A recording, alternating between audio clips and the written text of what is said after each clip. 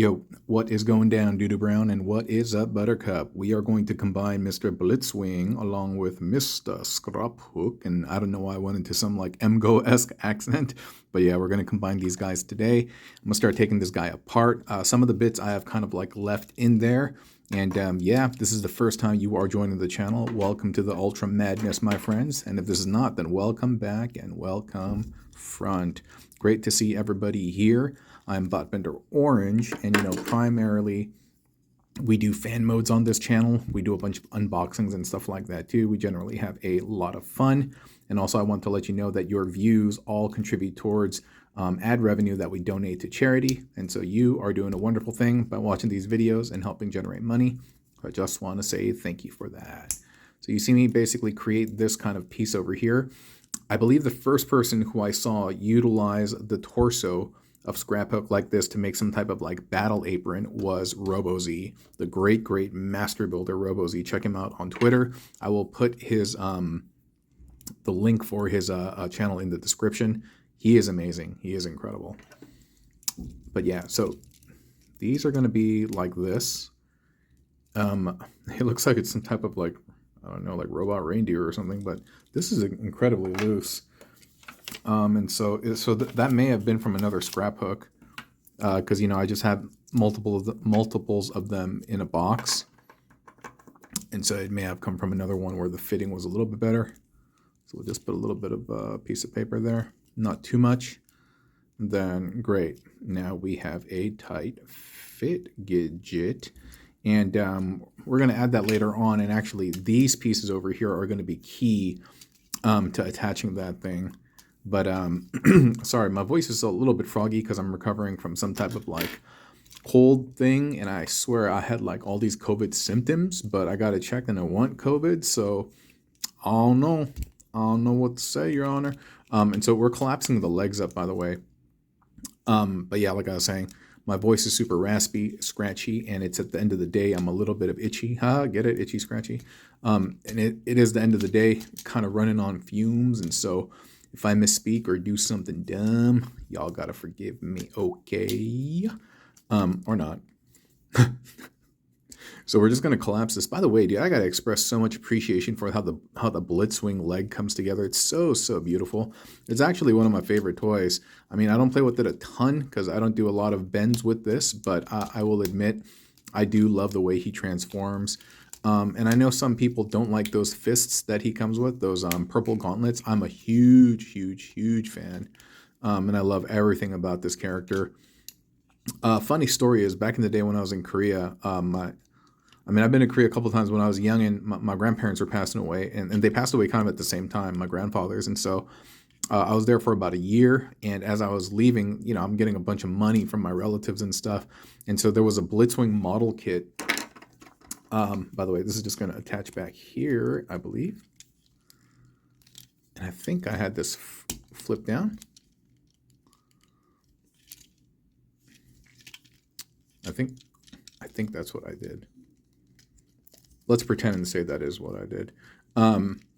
We'll figure out later if that's not, but I think it was. Or I may have had that flip down, and this could have been plugged in and bent. No, I think it was exactly how I showed you just a second ago. Oh, my bad. Totally off camera. But there was this Blitzwing model kit, and mind you, this is the 80s. And it was in the Diaclone colors. It was in like the military colors, and there was a model kit of it. And I'm like, I think I'm 7, and this is a pretty complex kit at the time. Hey, you know what, dude? Something's looking weird. I'm gonna pretend that's how I did it, but something is like looking kind of off. Did I have it just like that? And did I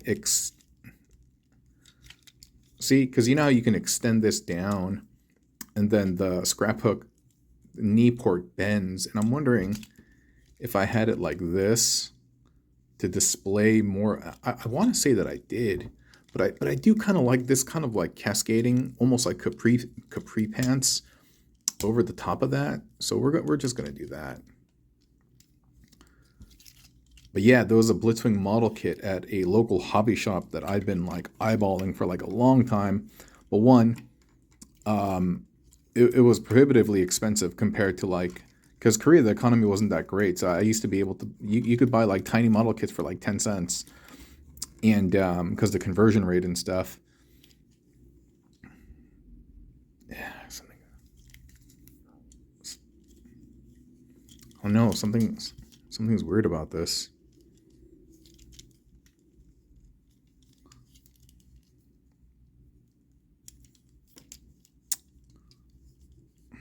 It's probably just in my head. But so to the shopkeep, I basically said, hey, I'm going back to America in a couple of days. And she's like, so? I was like, yo, I've been eyeballing that Blitzwing. And she's like, and? I was like, yo, let me get that. And she's like, sure, you got money? I was like, yeah, I got money, but I was like, I want you to give it to me at a discount. She's like, what? She was like really perplexed, and she's like, what? I was like, yeah, I want you to give it to me at a discount. And she's like, why should I give it? And I still remember this. And she's like, why should I give it to you at a discount? And I was like, well, you're never going to see me again. I was like, I'm never coming back here. And you may not, that set is expensive. So you may not have the opportunity to sell it to somebody else.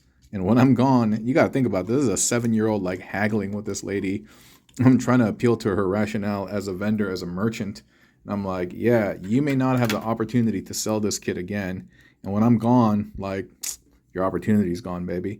And she thought about it, and yo, she gave me a discount. Honestly, I don't remember how much it was, but I do remember being impressed by the amount, thinking like, whoa, that's considerably cheaper. You know what? I'm going to put these on first. I'm just going to mount these on the shoulder. And yeah, she gave me the discount and I bought it. And the goal was for me to bring it. And she did admonish me. She was like, hey, there's a lot of screws and stuff on this kit. It's not like your cheapo. Because like my cousin and I, we used to frequent that place pretty often, but we'd always buy the 10 cents kit, like the tiny little model kits. And she was just like, hey, this is not your tiny 10-cent model kit. And so the 10-cent model kits cost 100 won at the time. And this was 1,000 won, meaning like it was $1. But again, Korean economy, like I said, post-war and stuff like that. It was still kind of like, wait, what? It was still coming up. So yeah, the dollar was really, really strong. And dude, I'm messing this up.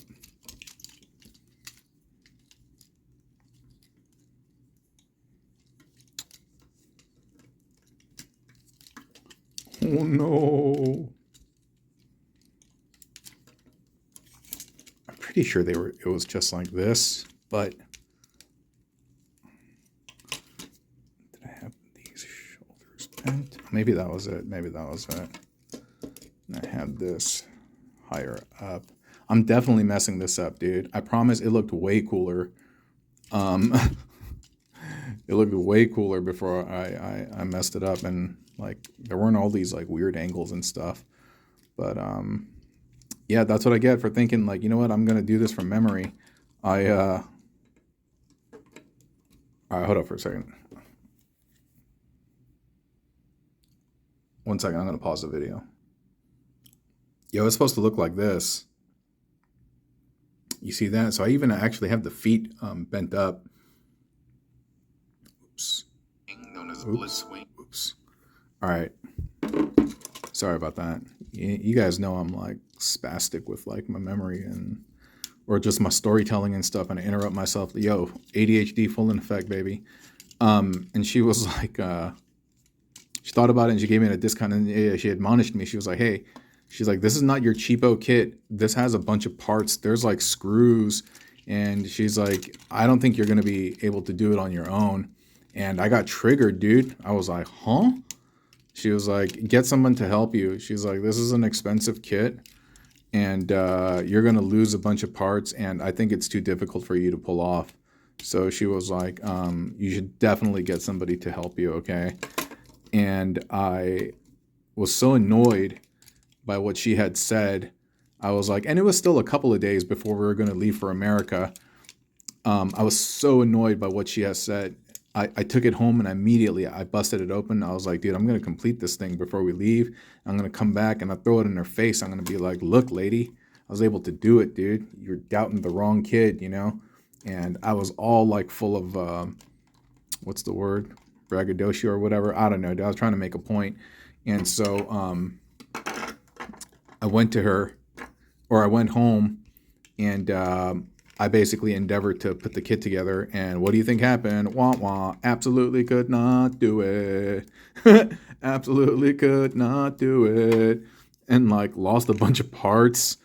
And ultimately, I didn't even end up taking this back to the US, dude. I just left it there for my cousin to kind of figure out. My cousin, who's younger than I am, he's like 5. And I was like, dude, you got to put this together, okay?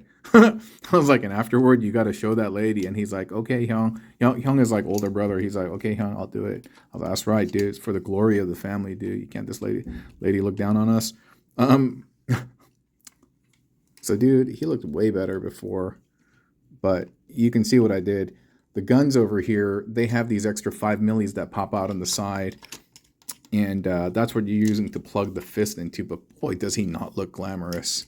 I'm really, really going to have to revisit some of the angles and stuff to see. And also to see if I had little pieces of paper. Like, because there's tabs on the wrist over here that are preventing this from... Oh, man, this is a mess, dude. This is a mess. It probably doesn't help that I'm doing this at the end of work and I don't have a ton of patience. And so this is all happening, and I'm getting frustrated right now. But yeah, like I said, I didn't complete the kit. That lady was right. It was way too difficult, and yeah, I should have just waited. But you know what? Had I come to America, dude, I didn't have an older sibling, and my folks were like working, and they weren't available, dude. Nobody was gonna help me make that kit. I just justified and tell myself, you know what? I would have lost it anyway.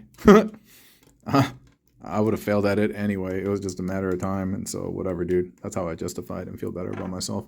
But that same lady at that store, because in Asia, it's still kind of set up like this too, but you have these like giant series of apartments, like a grip of them. And in the middle, there's like a little city center where there's like a supermarket. Sometimes there's a church. Sometimes there's like a nursery.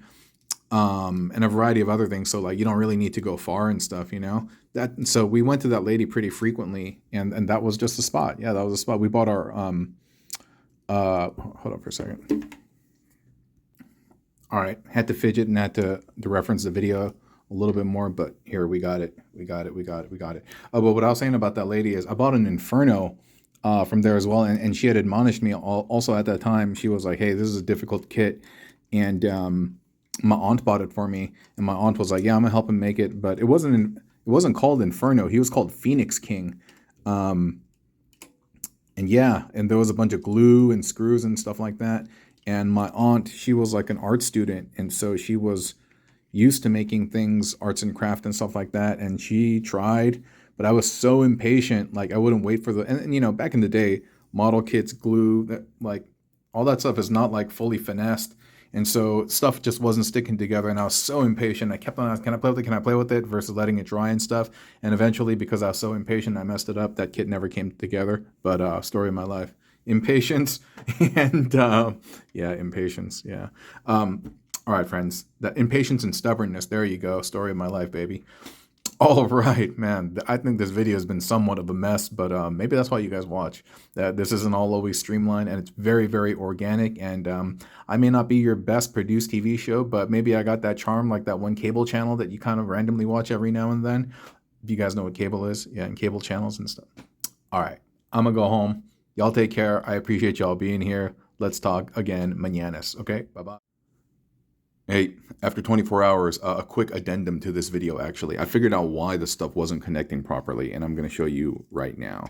How do I do this? You know what? I'm just going to remove everything. So the key to make this work is you have to ensure that the fist connection to the gun is solid. This has to be a solid connection because everything is hanging on here. So you see that little tab right there on the wrist? it has to clear the, not the stock, the top part or whatever this is, because this is the way the gun would be oriented, right? It has to clear that little bit. So when you orient it, and you plug that in vertically, you have to start with the fist again, clearing that section, and that has to be manifest on both sides. And this side kind of came undone. And then from here, you're going to start like, not rotating the wrist, but it's going to be like that. And so now we're going to plug everything in. And I just did it a second ago, and it was marvelous, darling. And then we get that all in there. And there we go. There we go. And for what it's worth, it's a pretty secure fit. Yeah, yesterday, it was just the end of the day. I was running on fumes and super flummoxing. And, oh, one other thing. So, forearms.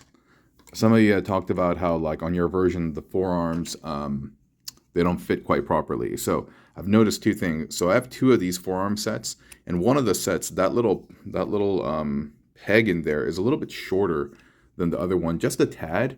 But because it's not very deep to start with, it can give you problems. But in order to make sure that it fits properly, one, you got to turn the fist, and there are 2 points of connection. One is going to be the fist, and one is going to be that little slab over there. And so you got to make sure that you have this groove exposed. And then so make sure you line up the groove. Then make sure you line up the fist on the inside, even though I can't really see it right now.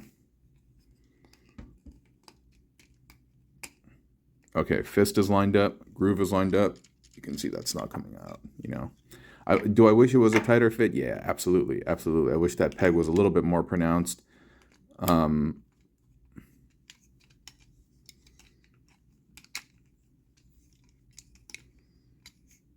on, groove is lined up. No, fist is not lined up. There we go. Huh? Yeah, no, see, that wasn't lined up. But you get the picture, but I kind of want to demonstrate it to you.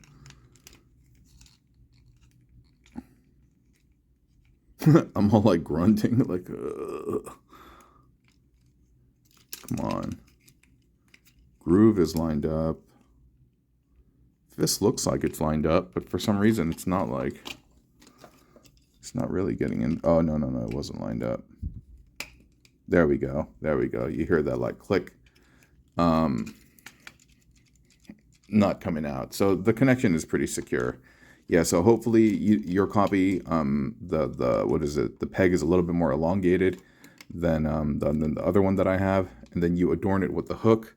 You adorn it with the little spinny blade tire, and you have the sword on the other side. And bada boom, bada boom, bada bing, bada boomski. We are done. All right. Thank you so much. I will talk to y'all again. Yeah, I appreciate y'all being here. Adios. And you can see it's 24 hours because voice is super duper. Well, not 24 hours. It's about 12 hours. And my voice is super froggy because it's early in the morning. All right. Bye-bye.